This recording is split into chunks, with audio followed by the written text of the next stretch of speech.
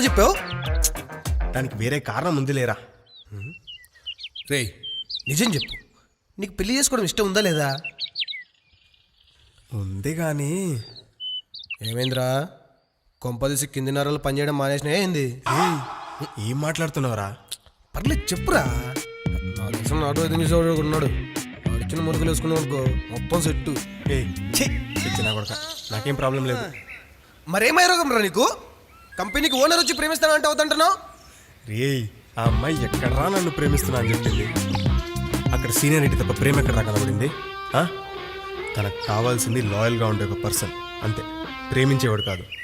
అంత practical thinking రా. సర్లే ఇప్పుడు ఏమంటావు? నాకు పెళ్ళంటే ఇలా ప్రాక్టికల్గా లెక్కలు వేసే సిటీ బ్యాచ్ వద్దు. ఈ బ్రేకప్లు, ప్యాచప్లు, సిచ్యువేషన్లు వామో నా వల్ల కాదురా బాబు. పెళ్ళంటే 40 ఏళ్ళ పంట. రే అది 100 ఏళ్ళ పంటరా.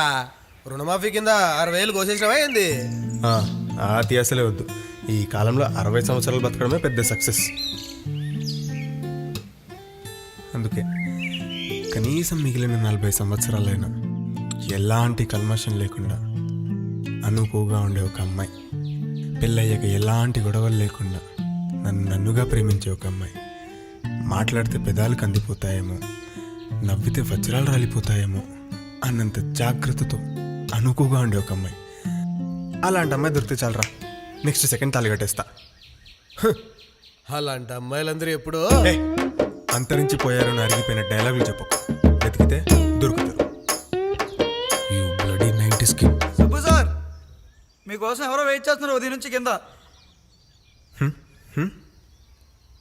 ఇక్కడికి వచ్చాక నీ ఫ్రెండ్ ఏదైనా ఒక్కనే వచ్చుంటే పాన్ షాప్ కూడా వచ్చుంటాడు. పాన్ షాప్ కూడా ఆడు నా కోసం ఎందుకు వచ్చాడు? ఏంలే వాడి దగ్గర నీ పేరు చెప్పే సిగరెట్లు తీసుకున్నాడు. కాదు వాడి ముందర నన్నేమన్నా నాకు ఆ డబ్బులు వాడికి ఇచ్చి సాలరీ వచ్చాక నేను ఇచ్చేస్తా. సరేనా బాబు, నా పేరు ఎక్కడ పడితే అక్కడ వాడకు. మన కేబీహెచ్బీ మెట్రో ఆంటీ దగ్గర వాడా. నా పేరు అక్కడ ఎందుకు వాడావు బే? ఏమో డిస్కౌంట్ వస్తుందని వాడా. బే ఏం వర్కౌట్ కాలేమో, నువ్వు ఇంకా ఫేమస్ కావాలమోవా. సర్లే ఎవడో చూద్దాం పదా.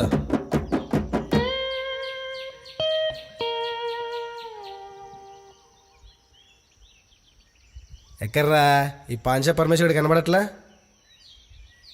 రే నాగు